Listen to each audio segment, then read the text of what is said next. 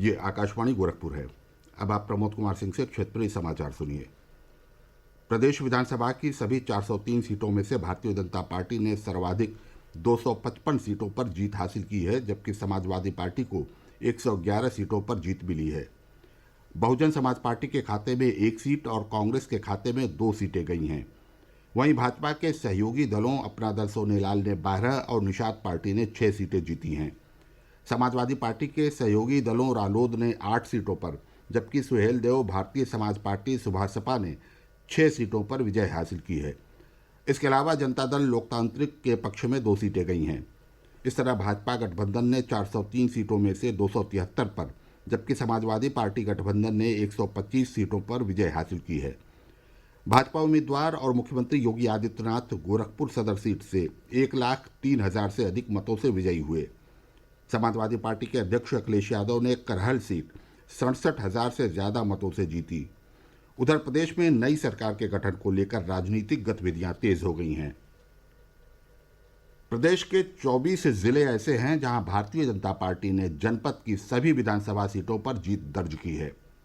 गोरखपुर मंडल की 28 में से 27 सीटों पर पार्टी प्रत्याशियों को विजय मिली है। ब्यौरा हमारे संवाददाता से। मुख्यमंत्री योगी आदित्यनाथ ने गोरखपुर सदर सीट से 1,03,000 से अधिक वोटों से जीत हासिल की है, तो वहीं भाजपा ने गोरखपुर मंडल की 28 में से 27 सीटों पर विजयी परचम लहराया है।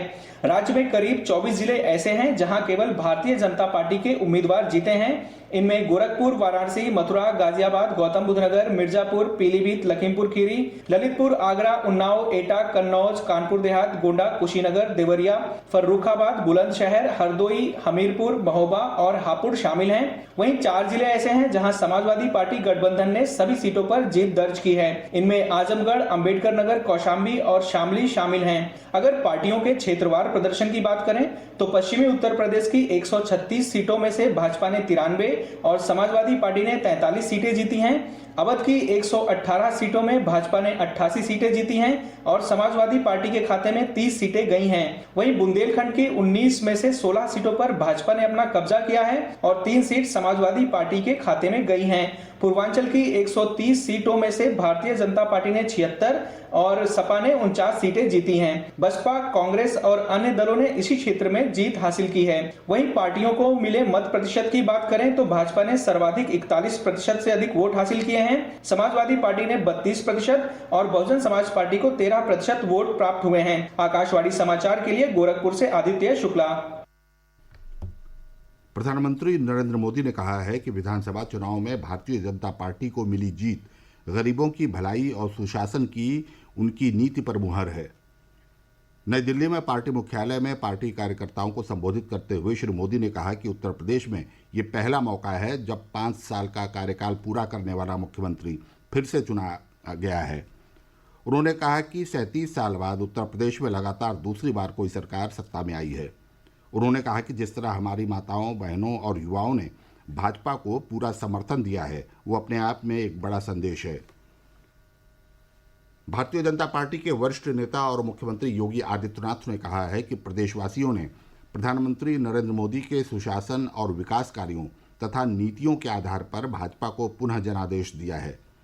श्री योगी लखनऊ स्थित भाजपा मुख्यालय पर कार्यकर्ताओं को संबोधित कर रहे थे। उन्होंने इस जीत के लिए प्रदेश की जनता और निर्वाचन आयोग के अलावा भाजपा के कार्यकर्ताओं और सहयोगी दलों को धन्यवाद दिया। भाजपा के नेता और प्रदेश चुनाव सह प्रभारी अनुराग सिंह ठाकुर ने कहा कि लोगों ने अपनी जाति, वर्ग और धर्म के दायरे से आगे निकलकर भारतीय जनता पार्टी के पक्ष में मतदान किया। उन्होंने कहा कि लोगों ने उत्तर प्रदेश और उत्तराखंड सहित कई राज्यों में भाजपा के नेतृत्व में एक बार फिर विश्वास जताया है। ये समाचार बुलेटिन हमारे YouTube channel AIR news Gorakhpur और ट्विटर हैंडल AIR News_GKP पर भी उपलब्ध है। इसके साथ ही क्षेत्रीय समाचारों का ये बुलेटिन समाप्त हुआ। नमस्कार।